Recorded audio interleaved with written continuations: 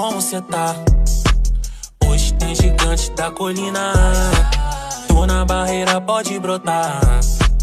Traz a tua amiga vascaína, minha torcida. Saudações cruzmaltinas a todos vocês, meus amigos e minhas amigas, vascaínos e vascaínas ligadinhos aqui no nosso canal, de norte a sul, de leste a oeste, nos quatro cantos do nosso planeta, não só do Brasil.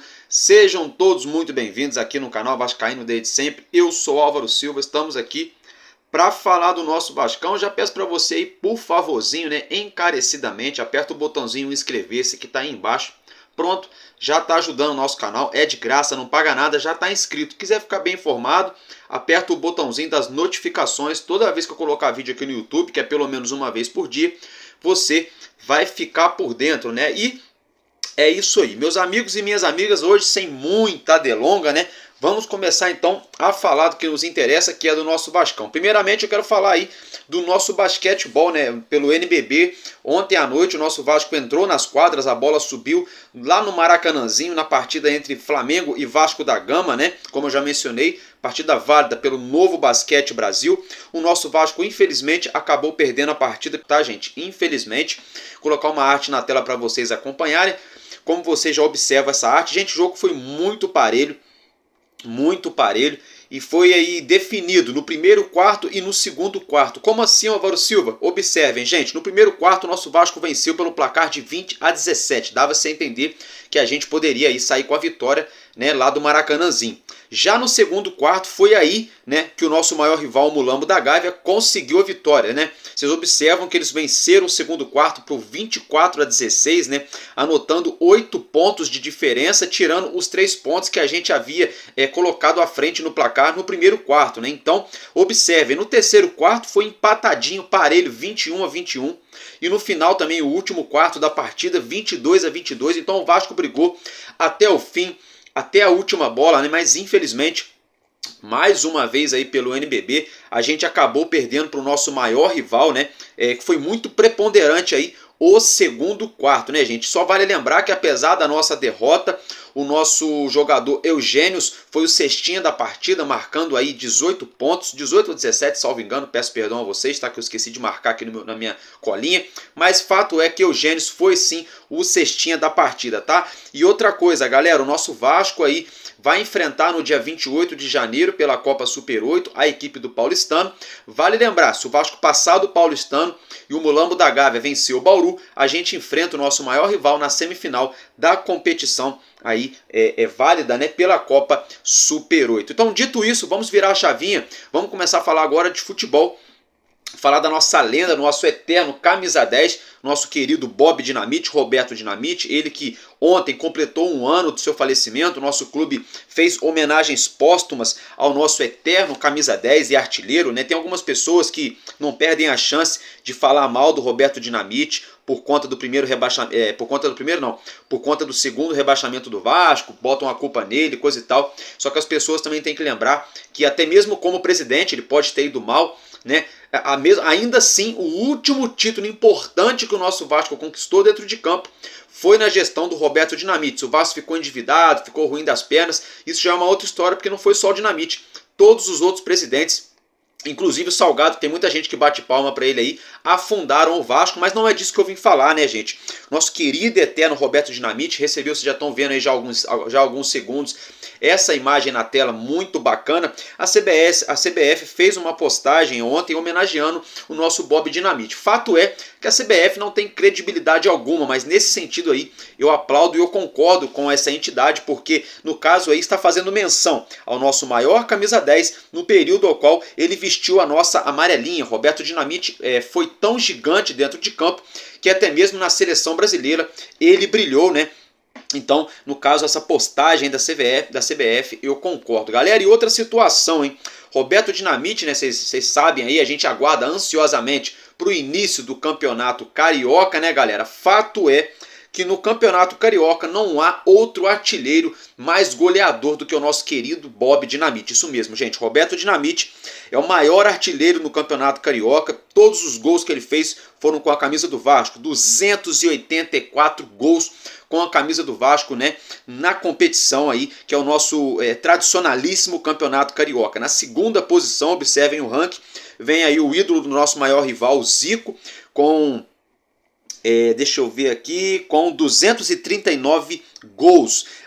Aí na terceira colocação vem o baixinho Romário, né? Anotou 233 gols, quase passou o Zico aí por 6 gols, 7 gols, né? Mas desses 233 gols foram 127 pelo nosso Vascão, 95 pelo nosso maior rival e 11 pelo Fluminense. Aí o Ademir Menezes, né, gente, marcou 198 gols, 158 deles pelo Vasco e 40 pelo Fluminense, né? E o Nilo marcou 196 gols, 139 gols pelo Botafogo e 57 pelo Fluminense. Então observem, Dinamite é o maior artilheiro do Carioca com 284 gols. Logo na sequência aí vem o Romário, né? E o Ademir. Só que no caso do Ademir tem um dado interessante, galera, que pelo Vasco, com a camisa do Vasco, o Ademir sim é o segundo maior artilheiro, né? No ranking geral é o Romário. Mas com a camisa do Vasco é o Ademir, né, galera? Com 158 gols, então muito bacana esse ranking, né? São números aí que servem para mostrar a qualidade do nosso Bob Dinamite e eternizar o nosso eterno camisa 10. Dito isso, galera, virando a chavinha, saiu hoje uma notícia, né, bem importante em relação também ao Campeonato Carioca, que é sobre a partida que deve ser realizada entre Vasco da Gama e Audax. O Vasco da Gama firmou um acordo para que essa partida seja realizada lá na Arena Amazonas, em Manaus, e essa partida deve acontecer no dia 7 de fevereiro, válida pela 7ª rodada do Cariocão. Então, Vasco da Gama e Audax, né? A gente aguarda ainda a confirmação, mas ao que tudo indica, deve ser disputado em Manaus. Boa notícia para a galera ali, os manauaras, né? Todo mundo ali do estado do Amazonas, ou até mesmo dos estados vizinhos, né? É mais fácil para quem mora ali no entorno do estado do Amazonas ir lá para a Arena Pantanal do que... Pantanal não, perdão, para a Arena Manaus, do que vir aqui para o Rio de Janeiro. Então, gostei da iniciativa do nosso Vasco em relação aí a levar jogos, né, para a nossa torcida norte a sul do nosso país, que o nosso clube tem torcedores, não só no Brasil inteiro, mas mundo afora, espalhado aí pelos 4 cantos do nosso planeta. Galera, é o seguinte... Outra notícia, essa notícia algumas pessoas falam bobagem, outras pessoas gostam, outros nem prestam atenção. Eu tô aqui para entregar informação para vocês, galera.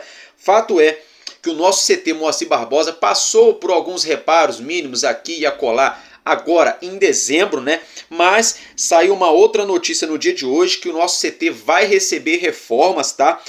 A gente deve ali, no caso, deve ser acrescentado no CT Moacir Barbosa um auditório, né? Para ser feito palestras, enfim, para várias situações que envolvem o nosso elenco, e também uma sala de comissão técnica e outras necessidades básicas, né? Tudo isso foram pedidos aí do Ramon Dias e Emiliano Dias, né? Fato é que a 777 já tem contrato assinado com uma empresa para efetuar essas obras, né? E a gente aguarda aí nos próximos dias, né, o início das mesmas, né, uma vez que deve ser feita agora no mês de janeiro. E aí também saiu na mesma reportagem de que o Vasco pode estar utilizando ali containers, né? Tem muita gente que torce o nariz, que está falando mal, está falando errado, que está ultrapassado, que está isso, que está aquilo. Eu, na minha opinião, enxergo o seguinte: dá para fazer melhor? Dá. Agora, já que vai fazer com container, que faça direito, que faça bem feito. Se fizer bem feito, se fizer direitinho, fizer bacana, não vejo nenhum problema, não vejo ali o fim do mundo. São vários tipos de construções, né? A gente vê aí a humanidade ao longo da história, existem milhares e milhares de maneiras de construir. Tem a alvenaria, que é a maneira muito utilizada aqui no Brasil, que é cimento, tijolo, né? Barra de ferro, que é a ferragem, ali os vergalhões, esse método tradicional, mas também existem vários outros métodos. A construção com madeira, que para o Rio de Janeiro não é bom porque é muito calor, tem construção com chapa de metal, tem essa construção agora com container, tem as construções que já vem pré-fabricadas, né, construções pré-montadas, que no caso ali os construtores só montam, que fazem ali os encaixes. Enfim, para mim não importa, né, o que importa é que seja bem feito, bem executado, dando estrutura para o nosso clube, né, e atendendo também um pedido antigo do nosso treinador Ramon Dias. Agora, virando a chavinha, já que eu falei do nosso treinador Ramon Dias, o nosso elenco embarcou na manhã de hoje rumo ao Uruguai, para ser mais exato, a Punta del Este, onde a gente vai realizar a nossa pré-temporada, né? Os nossos jogadores viajaram, vocês veem, acompanhem as fotos aí dos nossos atletas deixando o CT, todo mundo muito alegre, usando aquele óculos escuro para dar aquele estilo, aquela mala maneira, show de bola, é porque é bacana, né? Isso é bom para estreitar os laços de todos os jogadores,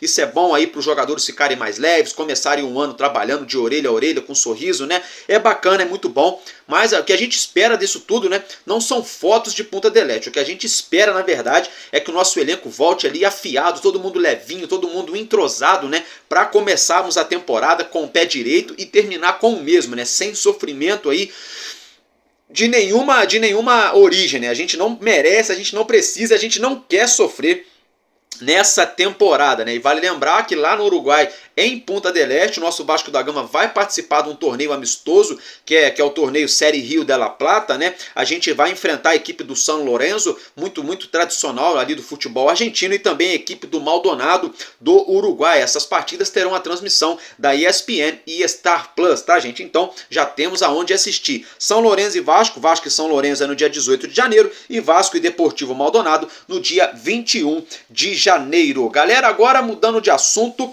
Lucas Figueiredo foi anunciado oficialmente como novo atacante do Curitiba, que vai disputar a Série B nessa temporada, com um contrato de 1 ano. Então, boa sorte ao nosso querido Lucas Figueiredo, ao nosso cria, né? Que ele consiga desempenhar o seu bom futebol, que ele consiga evoluir, para ele alçar novos voos na sua carreira, ou quem sabe, no futuro bem próximo, voltar ao Vasco, né? E entregar aquilo que a gente esperava dele lá na base, né? Outro atleta também que deixou o Vasco, que foi anunciado hoje para disputar aí com outra camisa as competições nessa temporada, é o lateral direito Gabriel Dias, que teve seu contrato terminado com o Vasco da Gama, não foi renovado. Ele assinou, né, ele foi anunciado na tarde de hoje, melhor dizendo, pela equipe do Avaí. Então boa sorte também para o Gabriel Dias. Galera, agora falando do nosso diretor de futebol, Alexandre Matos, né? Eu falei para vocês ontem que ele tinha falado 3, 4 vezes a frase, né? Médio a longo prazo. Na verdade, eu me equivoquei. Eu fui muito bacana com o Alexandre Matos. Eu fui muito generoso com ele, né? Porque na verdade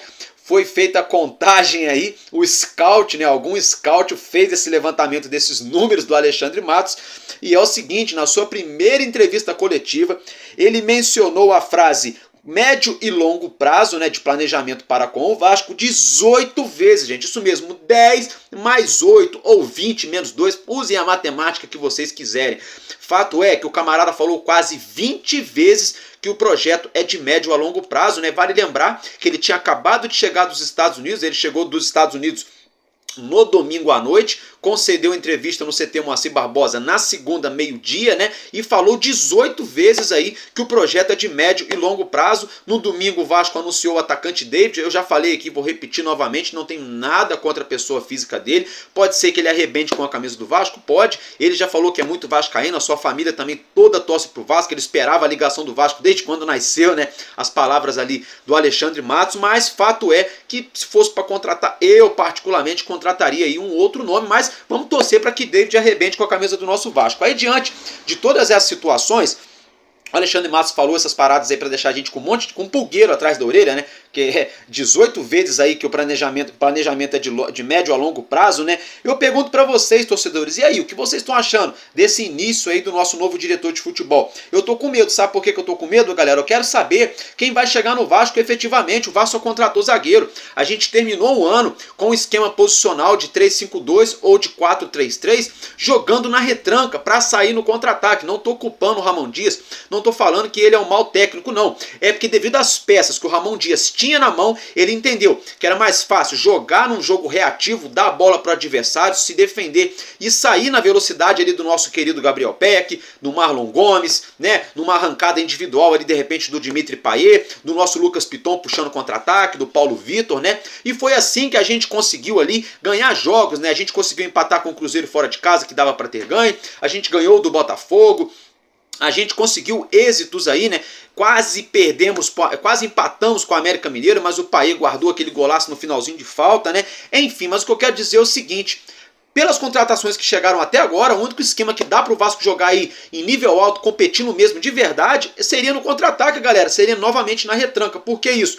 Porque hoje parece, né, assim, olhando no papel, né, para quem joga muito videogame, no videogame que dá tudo certo, parece que hoje a gente só tem jogadores de defesa, né? A gente sequer volantes aí para chegar e resolver a parada a gente não tem. A gente tem muitos zagueiros, parece que a zaga tá fechada, na minha humilde opinião, deve chegar mais um ou outro jogador para defesa, né? Mas parece que tá fechada, que a gente tem aí Medel, tem o Léo, tem o Capasso, né, tem o João Vitor que chegou e o Robert Rojas, né, sem contar com o Miranda, né, outro aí o Zé Vitor, enfim. Mas do contrário, não chegou ninguém, não chegou um volante que a gente está precisando para ontem, não chegou um lateral esquerdo que a gente também está precisando para anteontem, não chegou um meia armador que a gente não tem, né, e não chegou aí jogador para o lado esquerdo de campo e um atacante para fazer sombra para o Verratti, porque não dá para contar com o ovo, né, lá no cestinho da galinha, para não falar palavrão. Sabe por quê, galera? Se o Verratti, ó, até bater na madeira, Deus me livre e guarde, acontece alguma coisa, ele se lesiona e fica fora. Quem vai ser o nosso homem referência, o nosso homem gol? A gente não tem, vai ter que contar com o Ryan Vitor. Tomara que o Ryan Vitor arrebente, o nosso cria da base. E se não arrebentar? E se não encaixar no sistema de jogo? Né? E se Deus me livre e guarde, o nosso cria também acontece aí de se lesionar? E se for convocado para a seleção de base? Então tem isso tudo. E além disso tudo que eu tô falando, tem a questão da iminente saída do Gabriel Peck, que pode pintar lá no Los Angeles Galaxy, nos Estados Unidos. Tem a questão do Luca Orediano, que é um fanfarrão, um brincalhão, é um moleque que pediu para sair do Vasco. O Cruzeiro tenta desesperadamente a contratação do Orediano, mas ele não quer ficar no Brasil, ele quer voltar para a Argentina, é o seu primeiro desejo nesse momento. Aí eu pergunto para vocês, já que a gente, até nesse momento, a gente só tem jogadores de defesa que chegaram como reforço, que seria aí um time reativo para sair no contra-ataque, como é que a gente vai puxar contra-ataque? Como que a gente vai puxar contra-ataque se o Gabriel Peck é o jogador mais veloz do time, é o jogador motorzinho que corre? Tudo bem, tem alguns momentos que ele toma decisões erradas, tem hora que ele dá umas viajadas aqui e ali, mas o moleque entregou muito na última temporada. Se o Gabriel Peck sair, aí o reserva imediato, o cara que assumiria a vaga, é o Luca Orediano. Tá louco pra sair também, já fez biquinho. Embora ele vá começar o Campeonato Carioca com a camisa do Vasco, ele tá louco pra sumir daqui. E nós, torcedores, também estamos loucos pra ele sumir daqui, porque o cara não quer jogar no Vasco, a gente quer que fique aqui quem queira ficar aqui. Aí eu pergunto pra vocês, cadê o Vasco competitivo que foi prometido pra gente?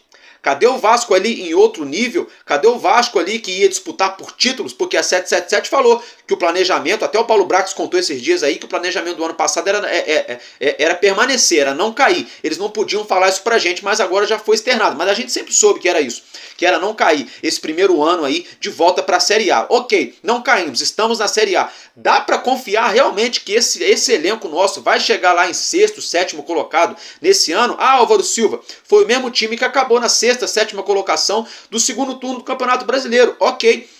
Só que a situação é a seguinte, esse time que terminou em sexto, sétimo colocado no retorno do Brasileirão, jogou no limite o segundo turno inteiro, com o sarrafo lá em cima, né, utilizando todos os jogadores do elenco, do plantel, né, e aí tem um porém, tá saindo o Orediano, tá saindo o Gabriel Peck, né? Como é que a gente vai fazer aí essa rodagem de elenco se não chega ninguém, né? E mais saiu do que chegou e só chegou jogadores para defesa. Porque a gente vê, por exemplo, o Mulambo, o Urubu da Gávea, tem N opções para lateral direita, para lateral esquerda, para zaga, para o meio campo, para volância, para o ataque, meio armador. Hoje chegou lá o De La Cruz.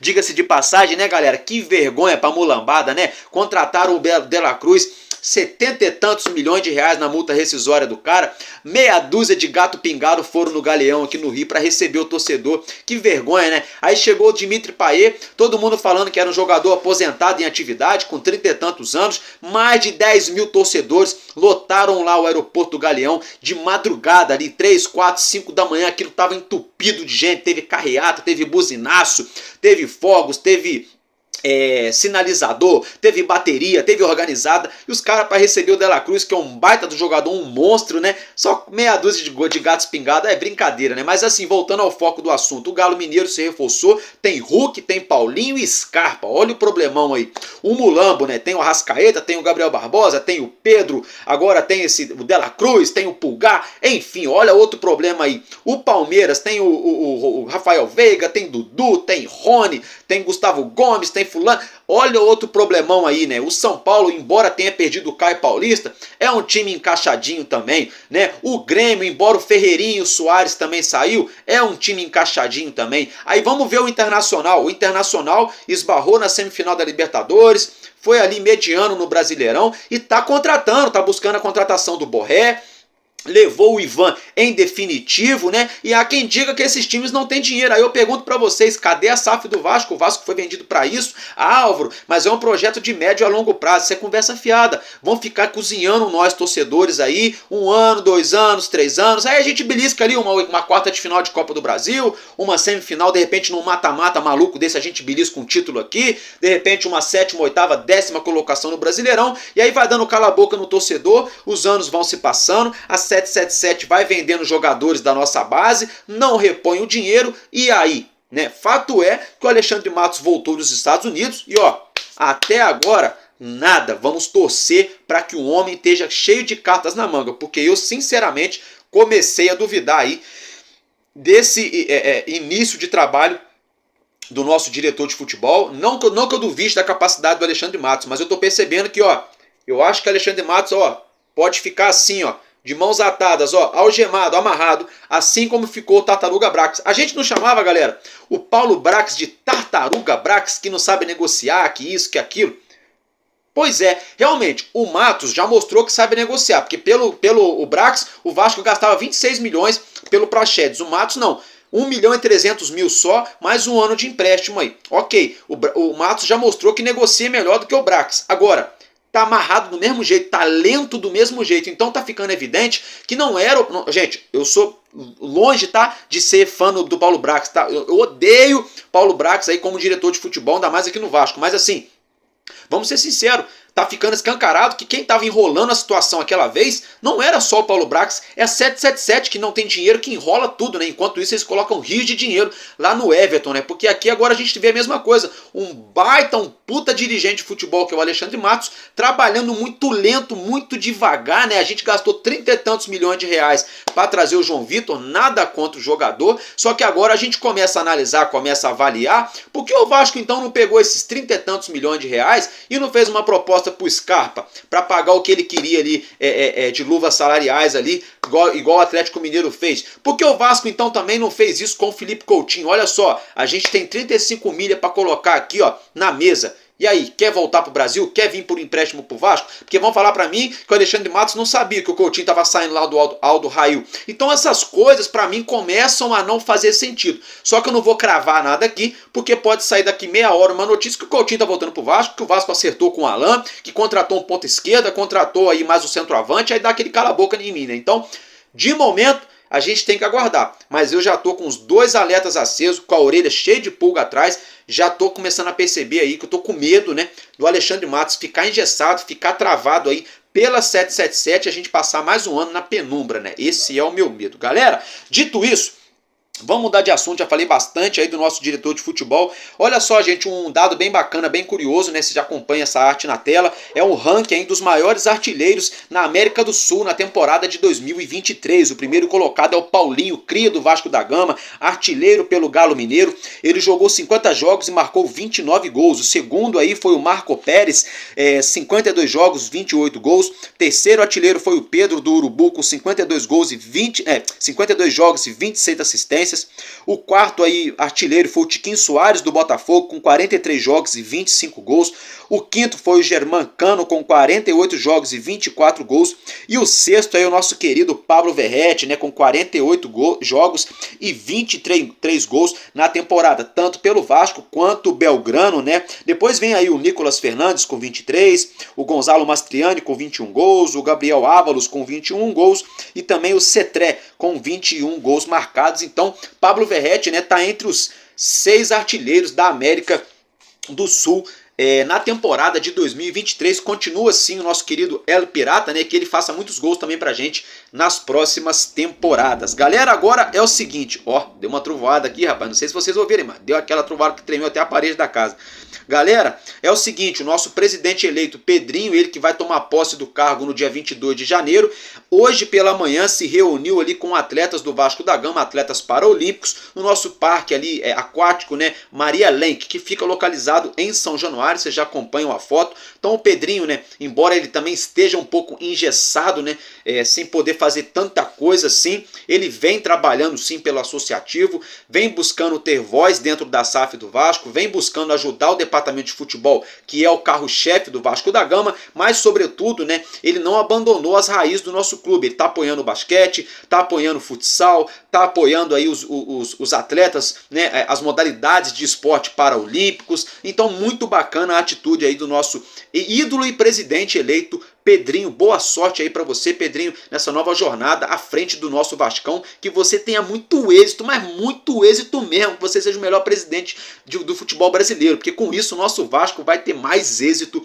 ainda. Galera, agora é o seguinte, virando a chavinha, antes de eu falar de patrocínio master, né, uma situação no mercado da bola, uma notícia que surgiu, Davi Terans, que está jogando no Pachuca do México, né, surgiu aí a informação de que ele pode voltar ao futebol brasileiro. Existem vários times aqui do nosso futebol que estariam sondando, especulando a situação de Davi Terans, só que hoje saiu a notícia aí, né, porque ele estava sendo ventilado aqui no Vasco, saiu a notícia aí que o próprio empresário dele falou que não, o Vasco até o momento não entrou em contato, fez contato nenhum pelo jogador com o staff do atleta, né? Mas o empresário afirmou que sim, tem outros clubes aqui do Brasil que estão interessados na contratação de Davi Terans. Deixa a sua opinião nos comentários, a gente deve correr atrás do Terans? Sim ou não? Eu quero saber o que vocês acham em relação a isso. Agora sim, galera, vamos falar sobre os patrocínios, sobre patrocinador master, né? Vou colocar uma arte na tela, como vocês já podem acompanhar.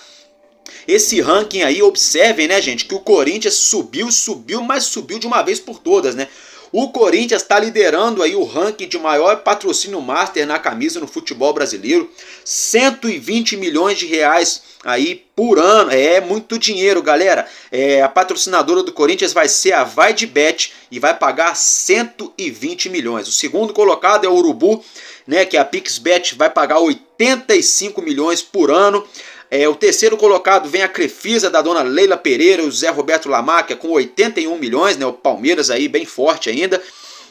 O São Paulo, que após ter ganho a Copa do Brasil, deu uma valorizada na sua imagem, sobe para a quarta colocação no ranking, né? É patrocinado pela Superbet, deve receber aí 52 milhões. O Grêmio e o Internacional, ambos são patrocinados pelo banco ali do Rio Grande do Sul, o Banrisul, 30 milhões por ano para cada um dos dois. O Botafogo aqui do futebol carioca é patrocinado pela Parimet, 27 milhões e meio, né? É o patrocínio anual do Botafogo. O Cruzeiro é patrocinado pela Betfair, 25 milhões também. Esse contrato do Cruzeiro de 25 milhões, gente, é porque o Cruzeiro foi campeão da Série B, por isso eles conseguiram um pouco a mais do que o nosso Vasco. Reparem que o Santos é patrocinado pela Blaze, né, 22,5 por ano, né, e logo na sequência é o Vasco, aí o 10º colocado, 10º/9, né, /9, né, porque o Internacional e o Grêmio dividem a quinta colocação ali, os dois recebem 30 milhões do Banrisul, mas enfim, o Vasco aí recebe apenas 22 milhões da PixBet, né, gente, é brincadeira, a PixBet pagando aí 4 vezes mais praticamente, né, para o nosso maior rival aí do que paga para o Vasco, né? Por isso que tem um mal-estar muito grande acontecendo dentro do Vasco em relação ao patrocínio master aí. A gente entende, né, que o nosso clube merece muito mais, né, galera? Aí o Atlético Mineiro e o Fluminense dividindo também ali a 11ª posição com 20 milhões para cada por ano, né? Depois vem o Fortaleza com a Novibet, 19 milhões. O Bahia patrocinado pela Esportes da Sorte, 19 milhões. O Atlético Paranaense também, a mesma patrocinadora do Bahia, só que recebe 17 milhões. E o Juventude, né, gente, que subiu para a Série A, tem 15 milhões de patrocínio anual pela marca Stake. Então, gente, olha só. Sinceramente, tudo bem, gente. Álvaro Silva, mas o Mulambo, não sei o que, o Palmeiras, eles estão brigando, eles têm título, toda hora estão ali, imagem, Libertadores e não sei o que lá. Ok, e o Corinthians, gente, tá brigando pelo quê? Tá jogando o quê? Libertadores? Jogou Libertadores ano passado? O que o Corinthians fez para merecer essas 120 milha aí? É lógico que alguém ali da VaideBet deve gostar muito do Corinthians, né? Mas enfim, a gente não tem nada com isso. O que eu quero dizer, tudo bem, a gente não precisa ganhar 120 milhões igual ao Corinthians, né? Ou de repente 85 igual ao nosso maior rival. Mas por que a gente tem que ficar aí somente com 22? Por que a gente não está ali, por exemplo, entre o Grêmio e o São Paulo, com todo respeito? A gente poderia estar ali na 5ª colocação, 6ª colocação, com de repente ali 30, 35, 40 milhões anual. E eu entendo que dá sim para a gente colocar aí mais dinheiro na nossa camisa aí, do nosso futebol. Eu quero também saber a sua opinião. Vocês entendem que o nosso produto, que a nossa marca, que o nosso Vasco merece valores mais altos para expor a marca? Eu já cansei de falar aqui, vou repetir novamente. A gente precisa para ontem. Estou cansado de ver qualquer empresinha que chega aqui no Vasco, né, coloca qualquer dinheiro aqui. Ah, mas é muito dinheiro, é 20 milhões. Tá, é muito dinheiro, mas pro meio do business, do negócio, 20 milhões às vezes não é nada, porque tem empresa que patrocina aí, patrocina foi bom, que fatura por ano papo de 1 bilhão, né? Então o que é 20 milhões? É nada, nada, nada, se tratando de receita, se tratando de visibilidade, se tratando aí do alcance que pode chegar aí, se unindo juntamente à marca Clube de Regatas Vasco da Gama, né? Então, sinceramente, eu não entendo, eu acho que não está coerente. Só que esse contrato foi feito também quando a gente estava numa Série B, voltando para uma Série A, era outra realidade. Agora a gente já vive outra realidade, né? Diferente dessa última realidade que eu falei, só que é uma realidade mais positiva. A gente já se consolidou na Série A, permanecemos no primeiro ano, né? A gente precisa se reforçar, então assim, vamos torcer para que a partir do próximo dia 22, quando o Pedrinho assumir a cadeira de presidente, para que o nosso Vasco tenha engatilhado aí um patrocínio master, né? Ah, mas ele ainda tem contrato com a PixBet. Gente, na boa, se chegar uma patrocinadora pesada aí para colocar 40, 50 milhões de reais no Vasco por ano, para pagar a multa fica fácil, sinceramente, tá? Então, é isso que eu tinha para dizer para vocês nesse primeiro momento. Se tiver mais notícias importantes e relevantes, eu broto aqui novamente ainda hoje para deixar vocês mais bem informados. Caso contrário, eu broto aqui amanhã, muito conhecido também como quarta-feira. Valeu, família? Tamo junto. Sabe por quê? Porque enquanto houver um coração infantil, o meu, o seu, o nosso Vasco da Gama será imortal. Vascaíno desde sempre. Valeu e é nóis. Vasco!